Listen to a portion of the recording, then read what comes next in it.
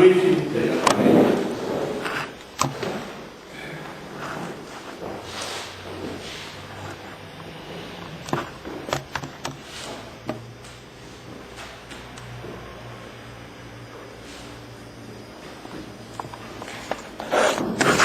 Donc, je vais commencer de façon un peu par des flashs successifs, en quelque sorte, et ensuite, on appliquera une conclusion.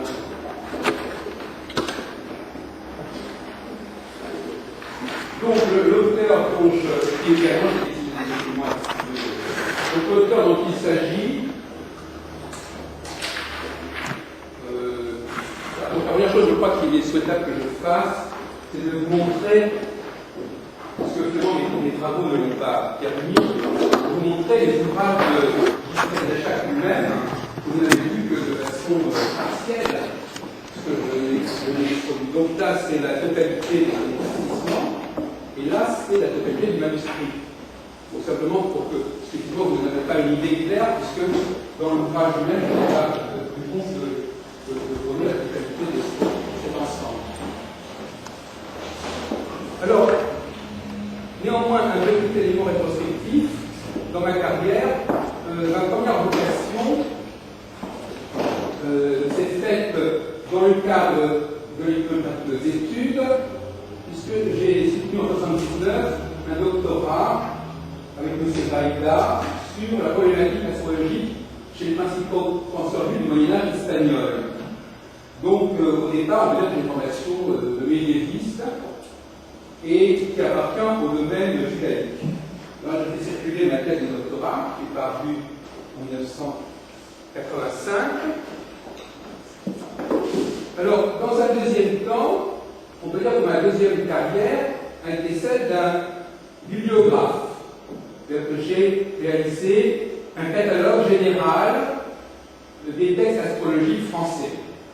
Donc, c'est un catalogue qui est paru sur Internet et qui recense la totalité des ouvrages parus en France concernant l'astrologie. Donc, c'est un travail sur le terrain de recension des différentes éditions, des différentes localisations en bibliothèque. Donc, c'est un travail que j'ai engagé depuis 1980 et qui m'a fait circuler dans un très grand nombre de bibliothèques dans le monde. Et donc ça montrait que mon point de départ est quand même un point de départ de quelqu'un qui travaille sur les catalogues, sur les bibliographies, et vous avez certainement vu que dans mon travail, la dimension bibliographique et la critique de la bibliographie est absolument déterminante. Donc je suis circulé également sur le catalogue, information. Et alors j'en arrive à ma thèse d'État, que j'ai soutenu en 1999 sur le texte prophétique en France avec le professeur Jean Séal, et qui est un travail qui dépasse également très largement le cas d'Ostradamus, puisque c'est à la fois dans le temps et dans l'espace, puisque c'est la base du 15e au 20e siècle, et que ça concerne l'ensemble du corpus prophétique, toutes tendances confondues, en France, et donc bien avant Nostradamus. Donc c'est pour dire que Nostradamus apparaît comme la résultante, l'aboutissement d'un travail qui est parti de la période médiévale, qui est passé par la recherche bibliographique, qui est ensuite passé de l'astrologie au prophétisme, pour des raisons bien que l'on pourra discuter, pourquoi épistémologiquement, pourquoi intellectuellement j'ai préféré plus ou moins laisser de côté l'astrologie à partir des années 90 pour me consacrer au prophétisme, au texte prophétique, et pourquoi par la suite encore j'ai encore plus d'opté d'options et je me suis consacré au phénomène nostradamus. En 2002, donc après la thèse, j'ai publié un ouvrage sur Nostradamus qui constitue l'étape supplémentaire qui nous conduit effectivement aux mémoires actuelles. Et donc je vais passer maintenant à un exposé illustrant ma méthode de travail. Alors, je voudrais préciser que depuis que j'ai fourni les exemplaires de ma thèse, mes travaux ont continué. Il y a encore d'autres éléments qui sont venus consolider mon travail et dont éventuellement je pourrais vous faire part. Alors, je ne sais pas, je n'arrive pas très bien à résoudre le problème de la. Je ne sais pas comment ça se. Voilà. Donc, je ne sais pas si ça vaut. Ce que je vais vous montrer dans ces documents, c'est qu'il est. C'est un document de l'Arsenal, voyez-vous, et vous pouvez voir qu'en manuscrit, il est indiqué le nom, enfin, les initiales de Reichach. Donc, cette identification de Reichach avec l'éclaircissement des Veta quatrains de Nostradamus était déjà une affaire qui était connue dans certains cas, puisque à l'Arsenal, dans les 4 exemplaires de l'éclaircissement, vous avez là un exemplaire où effectivement les initiales de notre auteur sont indiquées en manuscrit. Alors, je ne reviendrai pas sur les problèmes qu'ont constitué l'identification de l'éclaircissement comme étant l'œuvre du dominicain Gilles Reichach.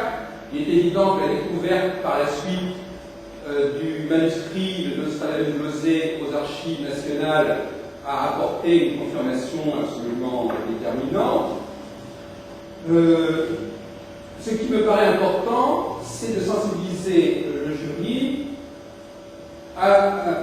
au rôle du rapport entre le manuscrit et l'imprimé. Ça, c'est un point qui me paraît essentiel. Et deuxièmement, la dimension posthume.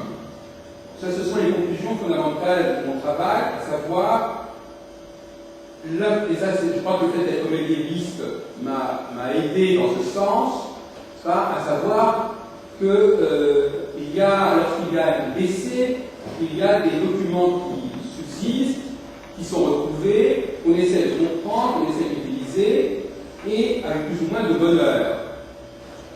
Et dans le cas de Nostradamus, il semble que ce soit le cas, et que les centuries appartiennent véritablement au genre de l'ouvrage typiquement posthume, c'est-à-dire un ouvrage dont on ne sait pas s'il est achevé, s'il est terminé, dont on ne sait pas exactement quel est son emploi, son mode d'emploi, son utilisation.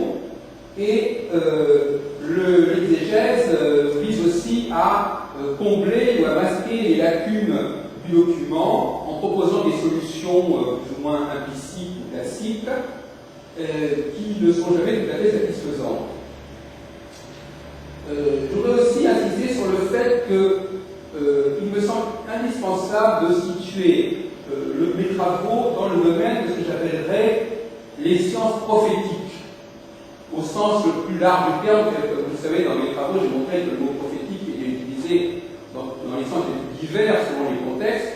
Donc, par science prophétique, j'entends un ensemble qui regroupe l'astrologie, la divination, le prophétisme sous différents angles, le nostradamisme, parce que le nostradamisme est un prophétisme assez particulier au départ. Je crois que c'est dans cet ensemble-là qu'on peut travailler. Et j'en donnerai un exemple avec un document que je n'avais pas fait figurer dans mon travail et qui concerne la divination. Je crois qu'on ne peut pas comprendre le travail de Nostradamus, ou plus exactement la fortune du travail de Nostradamus, mais la façon dont on l'a compris, on l'a mis en œuvre, si on n'est pas familier avec certaines parties de la divination qui fonctionnent elles-mêmes. J'espère que là on va pouvoir le voir. Je ne sais pas si on ne peut pas le projeter plutôt là. Voilà. Voyez-vous, là vous avez ce qu'on appelle des réponses. Dans la divination, vous avez des questions et des réponses. On pose des questions, il y a un certain nombre de questions qui sont posées, et il y a un certain nombre de réponses qui sont données sous forme de distiques ou sous forme de quatrains, et qui sont numérotées. Vous verrez donc qu'il y a comme une certaine ressemblance formelle, en tout cas, avec le principe, disons, d'un ouvrage comme les Centuries, qui sont également numérotés et qui sont sous forme de quatrains. Donc il y a toute une littérature qui est connue à partir de la fin du XVe siècle, notamment avec les travaux de Lorenzo Spirito Gualtieri, qui a donné le nom qui s'appelle en français le passeport de fortune. Je parle aussi du Panthéon et Temple des oracles de Koch, d'Hervé, etc., Donc il y a toute une littérature divinatoire qui est constituée d'une série de 20 questions, par exemple, et puis, par un système d'interrogation, on arrive à des réponses qui sont numérotées et qui sont souvent sous la forme de distiques ou de quatrains. Au XVIIe siècle notamment, le Coq d'Hervé, qui est un chevalier de Saint-Jean de Jérusalem, avait publié sous Louis XIII, mais son ouvrage a apparu tout au long du XVIIe siècle, le Panthéon des oracles, qui est un ouvrage qui comporte 1 millier de quatrains, par exemple. Donc, je crois que c'est intéressant de voir dans quel contexte divinatoire les centuries ont abouti. À ce propos, je crois qu'il faut absolument considérer que les centuries sont une production, enfin, je dirais un peu provocatrice et un petit peu expéditive, sont une production du XVIIe siècle. Bien évidemment, la matière elle-même est du XVIe siècle, mais l'on peut considérer, pour différentes raisons, que ces instrumentalisations par le XVIIe siècle des événements et des textes du XVIe siècle, et d'ailleurs, en fait, comme dirait d'ailleurs Gisèle Rechac lui-même, ce n'est qu'au XVIIe siècle que les centuries s'accomplissent. C'est-à-dire qu'au XVIe siècle, c'est un siècle après que véritablement on peut dire que voilà, ça s'est mis en place. C'est un peu la position de Gisèle Rechac, qui considère que chaque quatrain doit s'accomplir. Donc on peut considérer qu'il s'agit d'un ensemble qui, ce qu'on appelle le troisième canon, c'est-à-dire que on a plusieurs canons successifs, et le canon qui va l'emporter, c'est ce que j'appelle le troisième canon, dont la question est de savoir à quel moment exactement il a été rédigé et constitué, et qui semble en fin de compte coïncider avec le début du règne de Louis XIV, c'est-à-dire à peu près à la naissance du dauphin, quelques années avant la mort de Louis XIII. Je crois que c'est dans cette période-là qu'il faut bien situer les choses. Et un autre personnage qui fait un petit peu pendant à Nostradamus, et qui met en lumière en quelque sorte, ou en exergue de Nostradamus, c'est le fameux Morin de Villefranche, qui est en quelque sorte une espèce de pendant de Nostradamus, puisqu'il est l'auteur d'une Astrologia Gallica. Là, vous avez, qui est tout à fait remarquable, une vie de Morin, comme il y avait à la même époque une vie de Nostradamus. Donc en fait, l'Astrologia Gallica, c'est la grande contribution de la France à l'astrologie, tout comme Nostradamus est le grand prophète français. Voilà, donc c'est compte qu'au milieu du XVIIe siècle, on se trouve avec deux grands personnages qui illustrent, en quelque sorte, le champ du prophétisme français. Dans la mouvance scientifique, on a Jean-Baptiste Morin, professeur au Collège de France, qui publie à titre posthume l'Astrologia Gallica, qui est la grande contribution française à la science de l'astrologie, et en parallèle, on a une floraison de vie de Nostradamus et d'éditions centuriques, notamment à Amsterdam, et tout cela fait quand même un ensemble assez remarquable de la contribution française à cette mouvance du prophétisme astrologique. Alors je voudrais entrer maintenant dans des questions plus polémiques, c'est-à-dire, pour que le débat soit directement placé, c'est-à-dire comment fait-on pour repérer des contrefaçons? Quelle méthode de travail a-t-on pour justement remarquer que par exemple les éditions qui sont datées des années 1550, par exemple, donc qui sont datées du vivant de Nostradamus, comment démontrer qu'elles sont en effet finalement des contrefaçons qui sont beaucoup plus tardives? Donc je vais donner à ce niveau-là, évidemment, je ne vais pas résumer tout mon travail, évidemment pas, mais je vais donner quelques éléments, deux éléments, notamment, qui seront d'une très grande simplicité, je dirais d'une certaine manière, puisque, alors le premier, il consiste tout simplement à remarquer le nom qui accompagne Nostradamus. Là, vous avez un faux almanach pour 1561, composé par maître Michel Nostradamus, docteur en médecine de Salon de Caux en Provence. Alors ça, c'est un faux almanach publié par Barbe Regnault, donc à peu près forcément à cette époque-là. Et je voudrais attirer l'attention du jury sur deux points. Premièrement, l'intitulé, la présentation Maître Nostradamus, docteur en médecine de Salon de Provence. Si on considère maintenant les éditions centuriques de 1555, qu'est-ce que l'on remarque? Prophétie de Maître Michel Nostradamus, sans aucune indication complémentaire. Sans aucune marque de ses qualités, alors que c'est paru à la même époque, sans aucune marque des qualités de Nostradamus, c'est-à-dire docteur en médecine, de Salon de Provence, tout ça disparaît pour être tout simplement Michel Nostradamus. Deuxièmement, nous avons des vignettes qui, quand on compare les deux vignettes, on s'aperçoit de la similitude entre la vignette des prophéties de Nostradamus de 1555 et celle de Faux Almanach d'Arborello de 1560.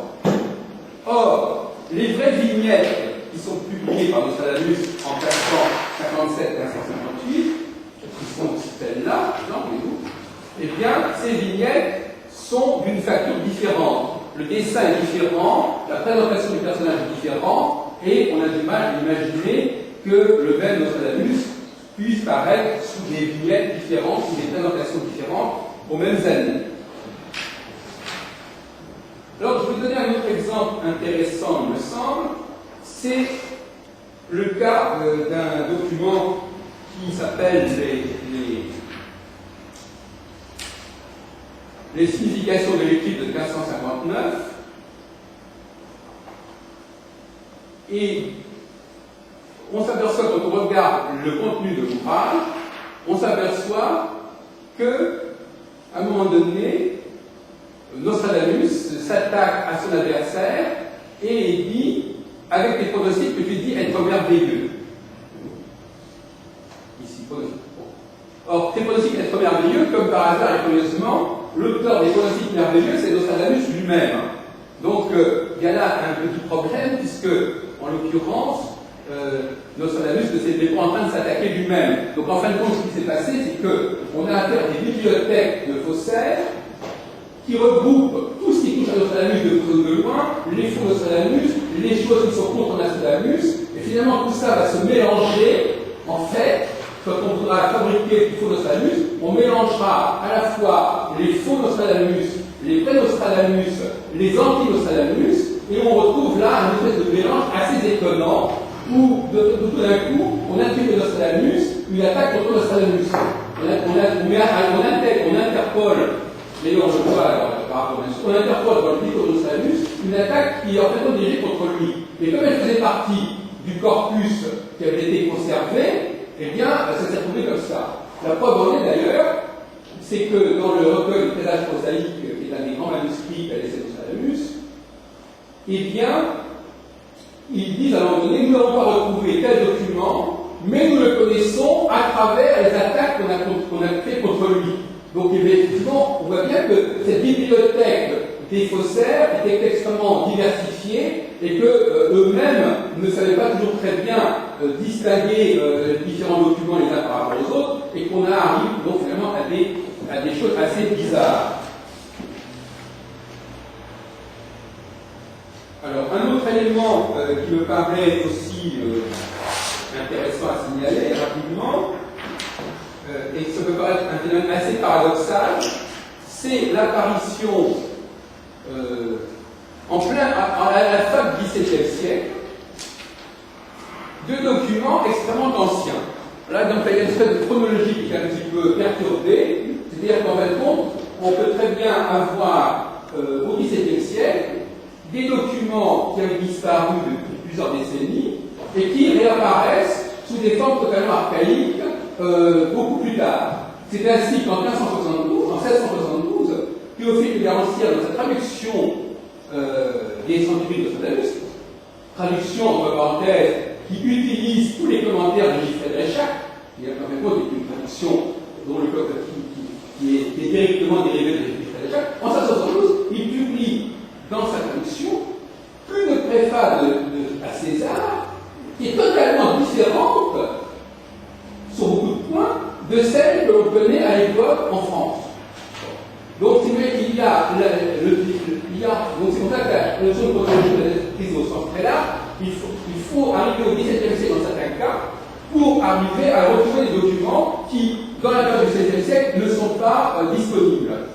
Là, par exemple, vous avez un document qui paraît chez Antoine Besson, donc autour de 790, et qui comporte une épître, une mouture de la préface à César, où il est indiqué, non pas mes premières, là il est marqué, consacré ses miennes premières prophéties, alors que dans toutes les éditions centuriques que l'on connaît à l'époque, il est indiqué du restant de mes prophéties. Et alors, ou bien est-ce que c'est de ce libraire Antoine Besson qui se serait amusé, on se demande pourquoi, à changer l'intitulé d'une épître à Henri II, on ne voit pas l'intérêt qu'il aurait eu à faire cela, ou bien il a retrouvé un document qui devait rester manuscrit jusque-là, ou qui avait été perdu, et qui présente un état antérieur de l'épître à Henri II, qui ne coïncide pas avec celui que l'on connaît. Donc là, effectivement, il y a une espèce de bouleversement de la chronologie qui implique des problèmes de méthodologie assez complexes, qui implique de chercher très en aval pour retrouver certains documents essentiels. Alors, je terminerai, pour laisser la parole au jury, sur un document qui m'a énormément frappé et qui a fait l'objet chez moi d'une réflexion prolongée. C'est le fameux, c'est un ouvrage qui s'appelle L'Androgyne, né à Paris le 21 juillet 1570, qui est paru chez Michel Job, donc qui comporte une épître à un certain Larcher, signé de Jean de Chevigny, donc c'est marqué d'ailleurs dédié à l'enseignant de Larcher, en manuscrit par de Chevigny, et qui comporte donc un quatrain. Et alors je voudrais qu'on s'arrête une minute sur cette présentation. Parce que quand on le lit discrètement, on ne voit pas l'intérêt de ce texte, on dit bon ben voilà, ça veut dire simplement qu'à l'époque on connaissait effectivement ce quatrain, et qu'on connaissait ses centuries, et l'affaire est entendue. Puisque en plus il est marqué, c'est le quatrain 45e de sa seconde centurie prophétique, où il est dit ainsi. Mais quand on regarde de plus près le texte, on se dit qu'il y a quelque chose d'assez étrange. Parce qu'il écrit, je vous en ai bien voulu donner ce contentement. Il faut bien reconnaître que si on a affaire à une édition que tout le monde peut trouver, on ne voit pas l'intérêt qu'on aurait à donner à quelqu'un un extrait d'un ouvrage qui est disponible dans le commerce. Donc effectivement, si, imaginons par exemple que vous disposez d'un manuscrit et qu'il circule et qu'un de vos correspondants voudrait avoir des éléments de ce manuscrit, donc pour le satisfaire, vous lui envoyez des éléments de ce manuscrit. Et il est évident que si ce document est à la disposition du public et tout le monde le connaît, vous ne lui rendez aucun service en lui transmettant des éléments d'un document qui est à la disposition de n'importe qui. Donc voyez-vous, là nous avons le signe, à mon avis assez frappant, d'un cas de figure où nous avons un document qui effectivement circule, un manuscrit qui est même vraiment très structuré d'une certaine manière, mais qui visiblement n'est pas encore à l'exclusion de tout le monde, sinon on n'aurait pas service à tel et tel correspondant en lui communiquant un document pareil, ce qui nous renvoie d'ailleurs à l'affaire Crespin. Je terminerai sur cette affaire-là. Antoine Crespin, en 1572, publie une compilation que j'ai reproduite dans cet ouvrage, que je vais déjà présenter dans ma thèse d'état, une compilation de quatrains assez étranges. Hein. Donc il y a des dizaines et des dizaines de quatrains qui sont compilés, qui sont remaniés, etc., dans cette compilation, sans que le nom de sa vie d'ailleurs soit donné. Et là encore, on se dit, mais pourquoi est-ce qu'il a diffusé comme ça, de manière assez étrange, ces quatrains, alors qu'il y avait des éditions où on pouvait véritablement s'apercevoir immédiatement que ça venait de là?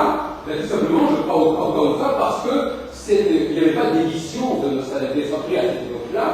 Et d'ailleurs, la preuve en est, si on peut dire, que cette compilation, tout aussi riche soit-elle, ne comporte aucun quatrain emprunté aux centuries 5, 6 et 7.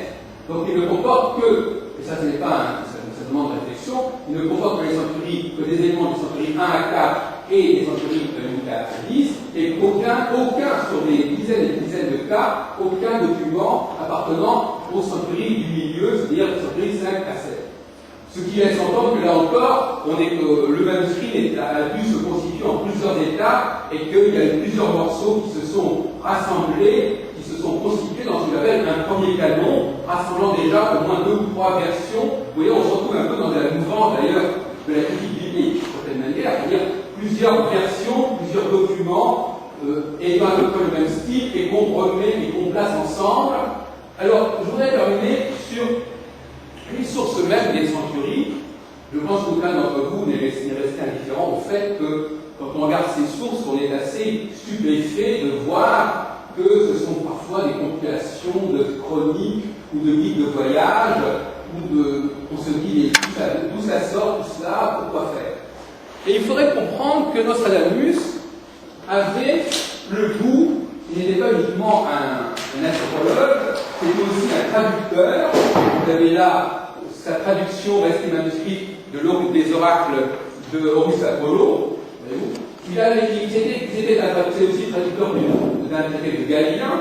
Donc c'est quelqu'un qui n'avait pas qu'une activité de l'ordre du prophétique ou du divinatoire. Il a aussi publié, comme vous le savez, un traité des fardements et des confitures.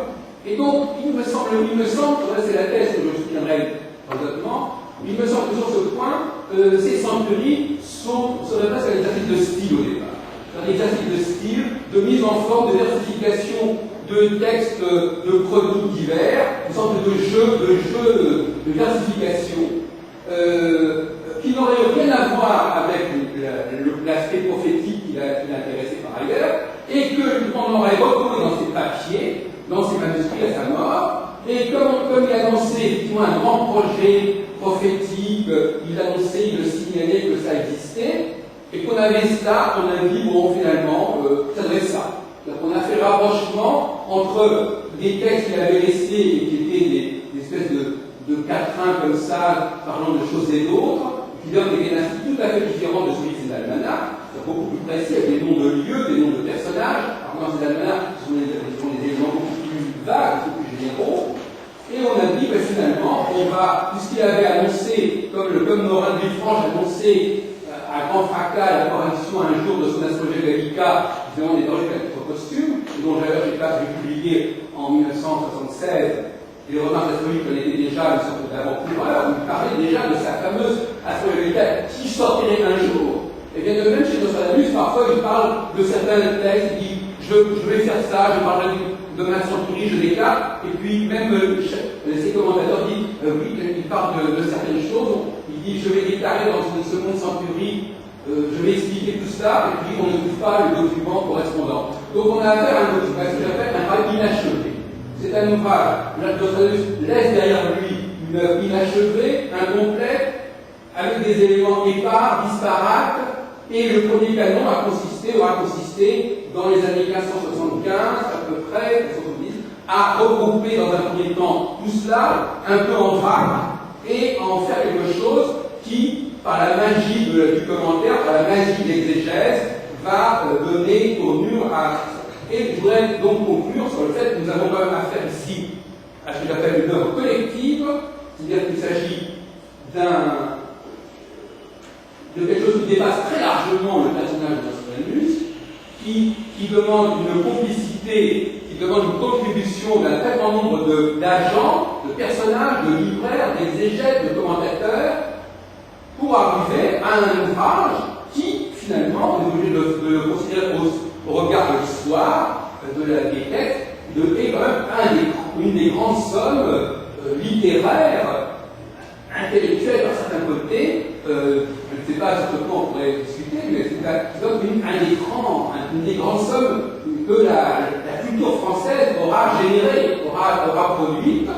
Dans un moment, je dis, c'est très aussi important par certains côtés que le Code Napoléon. C'est quelque chose d'assez monumental et qui a eu une influence, une résonance au niveau européen absolument considérable, et notamment, non seulement, et notamment en faveur de la France, puisque d'une part, ce sont des textes en français, deuxièmement, ce sont des textes qui parlent de l'histoire de la France, et donc quelque part, on a une sorte de mise en équation de la culture française, de la langue française, de l'histoire française, qui fait de cet ouvrage, je crois, un document, un monument de la littérature française que l'on ne pouvait pas laisser de côté et qui, je crois, jusqu'à présent, n'avait pas eu le traitement qu'il méritait. Je vous remercie, monsieur. Vous avez en effet, dans ce propos introductif, la plupart des thèses que vous soutenez dans ce mémoire. Nous allons donc en discuter et M. Duchâtelier, le rapporteur, va bien prendre la parole. Merci, Monsieur le Président. Vous avez parlé tout à l'heure des aléas de ce travail, ne serait-ce que pour le définir précisément. Je pense que vous pouvez en dire autant de nos relations. Ces aléas, il a fallu d'abord trouver un élément porteur, et puis aussi, il a... Oui.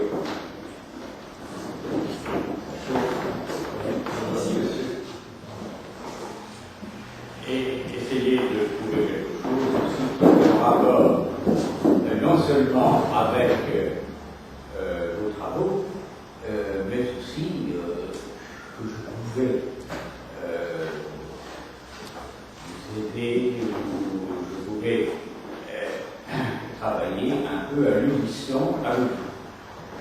Inutile de dire que je me suis, et de toute façon, je ne suis absolument pas spécialiste dans votre domaine, simplement, mon rôle s'est limité à vous dire, d'accord, je peux travailler avec vous, mais à condition que ceci recouvre les sujets que nous abordions à l'époque passée, qui étaient à l'époque essentiellement celui de l'après-réforme catholique, des missions et de la vie religieuse au XVIIe, XVIIIe siècle. Et je me souviens du jour où vous avez dit, mais j'ai des jésuites qui ont travaillé dans la direction, et par conséquent, on pourrait prendre comme point de départ la vie et l'itinéraire d'un de ces jésuites. Je ne me souviens plus d'ailleurs exactement de qui il s'agissait. Vous avez fait des recherches pour me dire, au bout de quelque temps, ou sans me dire d'ailleurs, puisque la ça tournait un peu en haut, que les jésuites étaient peut-être intéressés par mon travail d'une certaine façon, mais n'avaient pas poussé très loin leur recherche. Je pense d'ailleurs que ça se comprend très bien quand on connaît un peu la structure de la compagnie. C'est pas du tout le genre de la compagnie qui s'occupait de Nostradamus et de son travail. Alors, on en est resté là pendant plusieurs mois, et puis alors, vous êtes venu avec ce dominicain. Ce dominicain qui, lui, effectivement, venait avec une œuvre beaucoup plus abondante, beaucoup plus riche que ce que vous avez pu craquiller de droite et de gauche et quelques jésuites qui avaient retenu votre attention. Alors, à partir de ce moment-là, à partir du moment où vous aviez quelqu'un qui pouvait rentrer dans le cadre de la contre-réforme, qui était l'objet principal de ma recherche et des cours, pourquoi pas? Et cela aboutit donc à ce gros travail que nous avons à examiner aujourd'hui. Donc, la première chose en vous lisant, qui m'a semblé utile de faire, c'est un problème de définition. Comment peut-on définir ce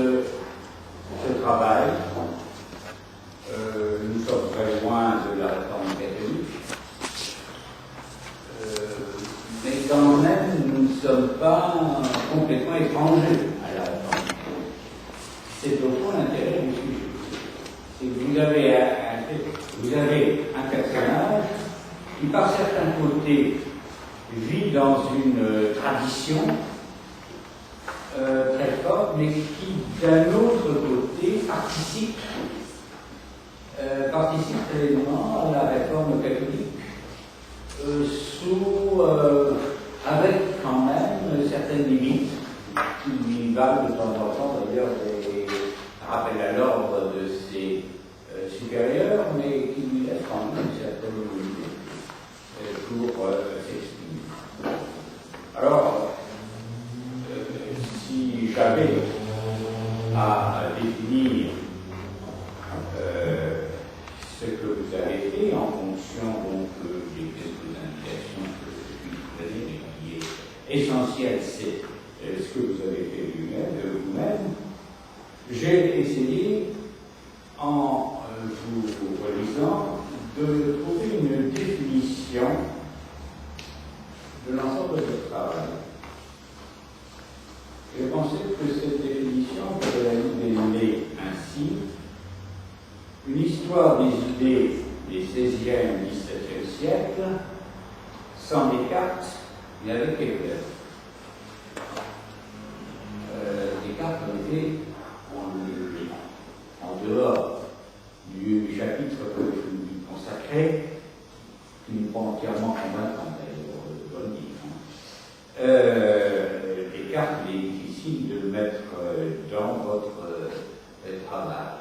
Par contre, Kepler, d'une certaine façon, on pourrait expliquer qu'il n'est pas étranger 100% à ce que au fond, les idées des hommes étudiés, mais ils ont retenu, mais au fond, motivent vraiment des idées. Et toute réflexion faite, je préfère la définition que vous donnez. À la page 447, la pensée ordinaire des hommes et des femmes du XVIe siècle vivant dans l'annonce de l'Antéchrist. Ça, je trouve que c'est une définition intéressante. Peut-être auriez-vous, cette définition que vous mettez en conclusion, en quelque sorte, après une longue réflexion sur votre personnage qu'il a fait, ça serait pas mal de faire l'inverse, de la prendre au départ, et à partir de là, d'essayer d'approfondir un peu. La pensée ordinaire, j'aime beaucoup pensée ordinaire, les hommes et les femmes du XVIe siècle vivant dans l'annonce de l'Antéchrist. Nous avons quand même une situation propre à cette époque aux personnages que vous étudiez et qui sont quand même des intellectuels et souvent d'assez haut niveau, mais qui s'adressent au peuple. Et le peuple a son mot à dire à ces réflexions dans ce travail. Ce sont des chrétiens, mais qui sont encore imparfaitement touchés par l'esprit des réformes, qu'elles soient catholiques, avec le Concile de Trente, ou qu'elles soient plus largement conclues.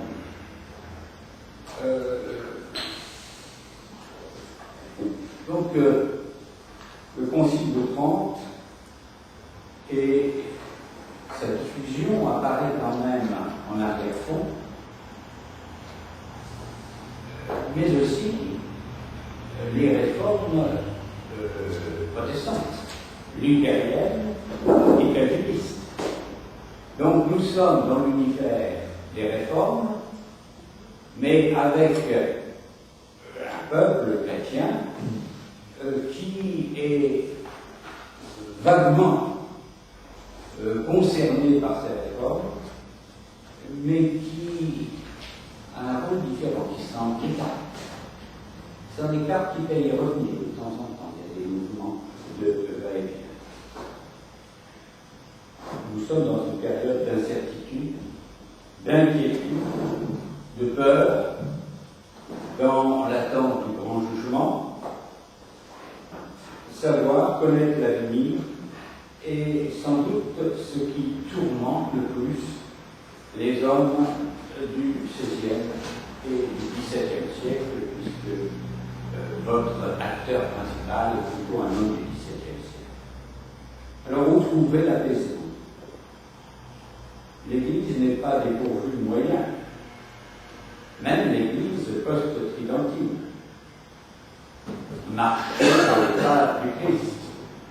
Et à ce sujet, il y a quand même quelque chose qui est assez impressionnant. C'est votre dominicain, Rechac, qui va l'Orient. Ça, c'est intéressant. Hein, la marche vers l'Orient. Retrouver par conséquent les origines. Nous pouvons, avec les jésuites, avec Ignace de Loyola, naturellement, en premier lieu. Mais avec Ignace de Loyola, ça rate. Il rentre, et puis finalement, son contact avec l'Orient, il est tout à fait caché et pratiquement inutile. Votre Rechac, ce qui est assez intéressant, c'est que, d'après les textes que vous donnez, on n'a pas l'impression que ça l'a beaucoup marqué non plus. Il y a un passage, qu'est-ce qu'il a fait maintenant? On n'en sait rien. Est-ce que vous en connaissez plus? Il semblerait que, par exemple, il est un petit peu attiré par le merveilleux dans cet ouvrage qui le consacre à l'ouvrage de jeunesse, dans les années 1530. On voit déjà des éléments un peu qui montrent qu'il est en sensibilité vers le merveilleux. Mais Il y a des légendes, il proposait des légendes, des prêtres chants, etc. C'est ça. Mais il n'y a pas un contact décisif qui va orienter, qui va modifier son comportement. Ignace de Loyola, c'est pareil. Le déclic, il ne se fait pas dans son pèlerinage en Orient. Il va se faire après. Hein? Et là, on a quelque chose qui est un peu comparable. Alors, on vous dit qu'il effectue un séjour en Orient. Il faisait éditeur. Oui, je me souviens pas, je ne sais pas. Donc, il y a là une sorte de parallèle que l'on peut faire avec Ignace de Loyola, qui lui aussi a raté son voyage en Orient. Alors, il est intéressant de voir quand même que sur un point qui est essentiel pour les chrétiens, c'est-à-dire le contact avec la terre du Christ, hein, qui le mettrait en quelque sorte dans toute une filiation de moines et de religieux qui, au Moyen-Âge, sont allés justement sur cette terre, eh bien, ce n'est pas là que se trouve ce qui est essentiel pour lui, c'est-à-dire cette conversion du pécheur, à commencer d'ailleurs par lui-même. Alors, cette remarque sur les jésuites m'amène, et sur votre dominicain, m'amène à une faiblesse de je trouve en effet que tout cela aurait gagné, et là c'est l'historien qui parle, à être mis en perspective chronologique. La chronologie, elle un peu flottante, pourrait considérer que telle expérience, étant ce voyage en ambiance, peut déclencher quelque chose sur votre personnage, qui est différent après, avant. Mais vous ne posez pas la question. La chronologie n'occupe pas la place qui s'impose quand même. Il y a dans la vie des hommes des coupures entre l'avant et l'après. Et en particulier, vous situez votre personnage dans une époque qui est une époque essentielle pour l'histoire des religions, mais en particulier la religion chrétienne, qu'elle soit protestante ou qu'elle soit catholique, c'est le XVIe siècle. Or, je vois très mal intervenir, par exemple, et les réformes protestantes et le Concile de Trente. Parce que quand même, Concile de Trente, vous ne pouvez pas vous faire abstraction, ni avec les jésuites, ni avec les dominicains. C'est quand même une reprise en main de magistère qui est fondamentale. Et il ne s'agit pas simplement de poursuite chez les catholiques comme chez les luthériens et les calvinistes. On sait quand même au procès de Genève et au rôle de Calvin. Tout ce qui pourrait apparaître comme des dérives par rapport à l'orthodoxie, parce que quand même, vous attendez votre dominicain, et quand même, on a l'impression qu'il n'a pas de supérieur.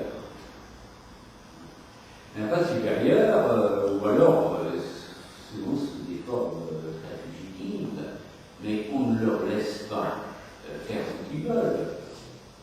C'est qu'il s'agisse des jésuites, qu'il s'agisse des simples prêtres.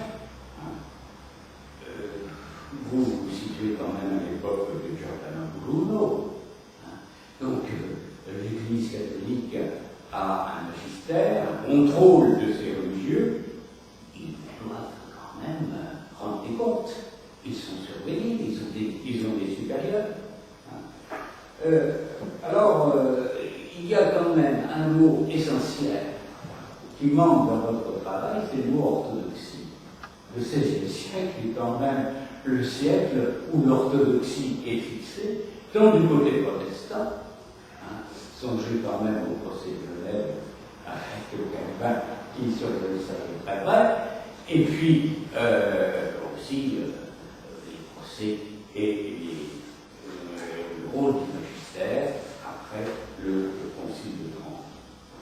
Alors, j'irai un peu plus loin. Il y a ces aspects là, de contrôle, il y a ces aspects de défense de l'orthodoxie, mais c'est même pas simplement là que tout se situe. Il y a quand même un critère d'obéissance aux églises qui se constitue, qui se renforce à ce moment. Et c'est intéressant, il est quand même, et je crois que ça aurait pu quand même nous orienter, que c'est alors dans le temps où s'impose l'orthodoxie, elle se manifeste quand même sous une forme extrêmement forte, et que ça fait aussi la raison. La raison au sens cartésien du terme. Laquelle raison on va trouver un lieu d'exercice et de diffusion dans une institution que vous ne citez jamais, mais qui est quand même capitale pour les religieux que vous étudiez, c'est le collège jésuite. Le collège jésuite qui se met en place justement à ce moment-là, et dont le rôle n'est pas simplement un rôle d'enseignement, mais un rôle de contrôle et de défense de l'orthodoxie. Il y a là des institutions qui sont mises en place et qui ne sont pas simplement mises en place, mais qui fonctionnent. le collège, par son l'apprentissage de la religion comme un code, grâce au catéchisme, en particulier celui de Canisius. Vous notez d'ailleurs, page 92, l'anti-astrologie des jésuites. Oui, ça c'est. Et aussi de leurs élèves. De leurs élèves. Je ne pas mal ici parce que leurs élèves, en général, ils rebelles à tout cela. Le rôle de Canisius, mais aussi un personnage que vous évoquez, mais dans un autre environnement d'État, qui est un élève des jésuites, essentiellement un élève des jésuites.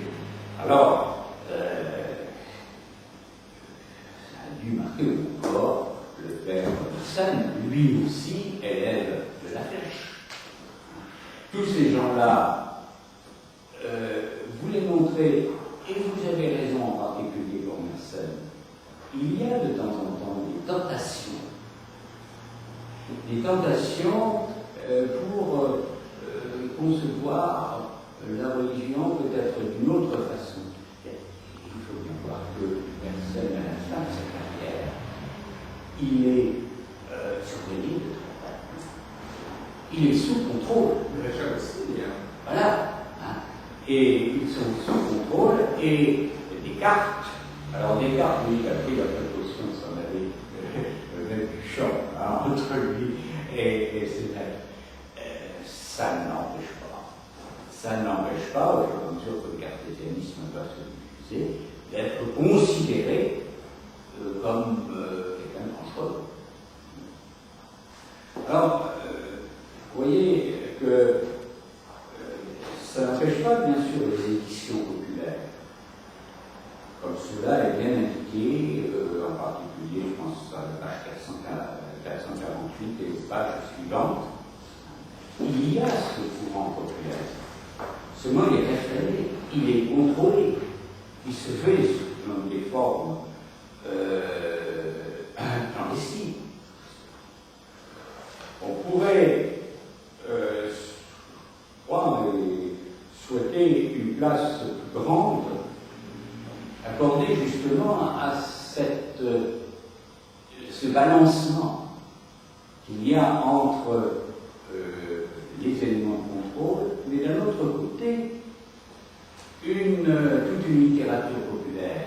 Alors il y a un personnage un auteur qui manque, et j'avoue que ça m'a fait un peu de peine, enfin vous le connaissez certainement, c'est Robert Monroe, et qui a beaucoup travaillé sur ces questions-là, et je crois que ça aurait été intéressant de mettre en parallèle toutes ces productions plus ou moins contrôlées par Robert Monroe, et puis d'un autre côté,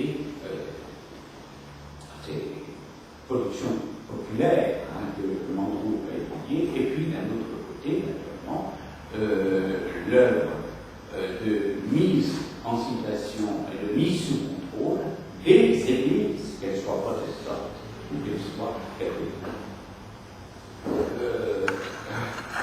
Il est bien certain, naturellement, que ce sont plutôt ces éléments populaires étudiés par Monroe qui ont retenu votre attention.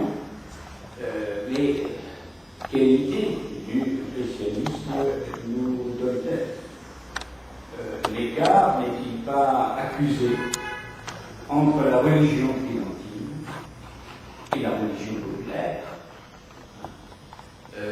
et de plus en plus accusé au fur et à mesure que les années passent, et je pense que ça méritait quand même d'être souligné et bien développé. On sent que vous n'ignorez pas que vous avez des documents à la conférence n'importe les utiliser.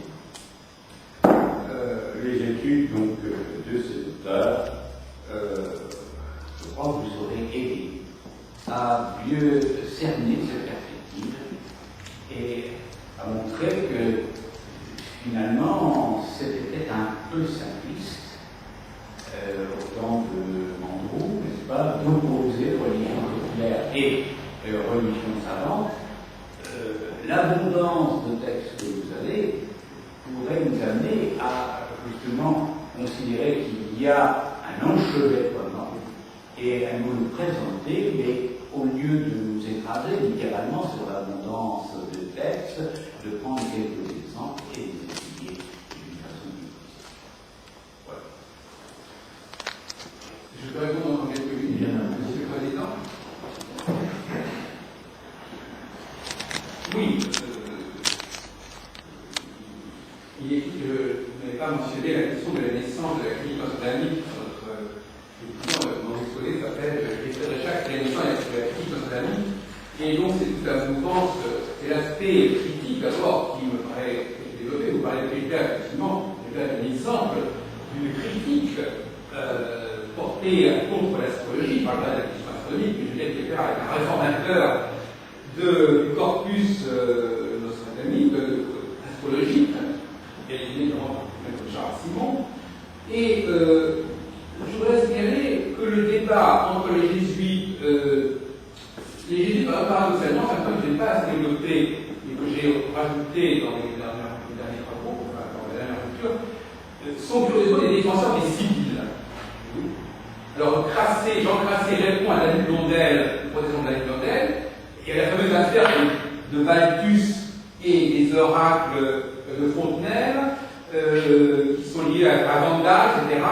Et bien, oui, plus tard, la réponse on est dans les années 778, pour Balthus, c'est au début du XVIIIe siècle. Mais je veux dire, ce qui est assez paradoxal, c'est que ils sont les défenseurs des civils, mais ils attaquent l'astrologie. Alors donc, il y a des paradoxes qui sont intéressants. Et d'ailleurs, une partie des jésuites répondent, aussi bien le jésuite Crassé dans les années 778 que dans la génération suivante, Balthus répond que le christianisme s'est fondé sur le miracle qui a constitué dans le silence des oracles. C'est-à-dire qu'effectivement, en fin de compte, ils ont besoin de la croyance dans les civils pour fonder en quelque sorte l'émergence et la force du christianisme. Ce qui montre bien que la position des jésuites est assez complexe finalement. Ils ne rejettent pas toute forme de surnaturel, ils ne rejettent pas toute forme de... Au contraire. Et d'autre part, Jacques de Billy, dans son épître au tombeau de l'astrologie initiale de 1657, écrit j'écris contre l'astrologie parce que je sais que ça va dans le même sens que les jansénistes. Il écrit, avec un certain de Bourlon, il écrit comme cela. Voyez-vous, j'ai pensé que mon tombeau d'astrologie initiale couvrait grâce à vos yeux parce que les principes que j'incarne sont ceux, je ne dis pas qu'il a raison ou tort, mais je veux dire qu'il écrit textuellement, ce sont ceux des jansénistes. Donc là, nous avons un élément qui montre que pour eux, la croisade contre l'astrologie, qui est effectivement une chose que j'ai développée, mais je l'ai déjà développée dans les années 93, etc. C'est pas nouveau pour moi la question des jésuites, je crois que c'est un de ceux qui ont mis le parcours. Mais donc, vous voyez, il y a des arrière-pensées beaucoup plus complexes. D'un côté, ils considèrent que la critique biblique est d'une certaine manière d'origine protestante. Et donc, ils trouvent que, curieusement, ce Vandal, c'est un anabaptiste, ce Blondel, c'est un protestant. Deuxièmement, ils considèrent que cette critique va trop loin quand elle met en question les oracles, quand elle met en question les civils. Ce qui nous pose un problème, d'ailleurs, je parlais des sciences prophétiques. Eh bien, si on peut dire que les civils font partie de ce champ du prophétisme, ils en font partie au même titre que l'astrologie et que le prophétisme. Donc, finalement, leur rapport à cette mouvance et le prophétisme est extrêmement subtil et complexe. Et en plus, elle est marquée par des stratégies qui sont des stratégies que tout processus qui consiste à s'en prendre d'une certaine manière au civil ces problèmes parce que ça remet en question toute une problématique chrétienne. Alors, ça, c'est un premier point. Deuxièmement, en concerne des cas que vous signalez très justement, curieusement d'ailleurs, en effet, les élèves de Jésus. Alors, ça donne un éclairage intéressant au fait qu'un des grands traités anti-astrologie du père Jean-François est réapparu justement sous le nom des cas. Vous expliquez, etc. Donc là aussi, il y a quelque chose d'intéressant, qui n'a d'ailleurs jamais été complètement résolu. Pourquoi l'ouvrage de 1660 qui apparaît 10 ans plus tard sous le nom de Descartes ou de Descartes, etc., qui est étudié par Bachelard. Alors, ensuite, je crois que Réjat est justement, il a affaire à la hiérarchie, il est contrôlé, je signale les difficultés qu'il a, le fait que son ouvrage, les classissements paraissent de façon anonyme, n'est pas non plus non significatif. Le fait que son manuscrit ne soit pas achevé peut être aussi interprété, mais je veux dire que le nettoiement en fait au contraire à ça. Et ça expliquerait l'opposition de cette manière bien ancienne entre d'un côté le monde des franciscains et des dominicains d'un côté et ceux des jésuites de l'autre, qui remontent même au XIIIe siècle. Enfin, pas pour les jésuites, je veux dire cette opposition, ce caractère un petit peu contestataire qui a donné naissance au joachimisme dans les milieux franciscains, etc. Et ce qui nous fait apparaître le personnage de François Geoffroy, le franciscain, comme le continuateur par excellence de Gisèle Réchac. Donc, d'une certaine manière, il y a effectivement, je crois que le nostradamusme est une forme de discours intéressante qui fait apparaître un clivage à l'intérieur de l'Église.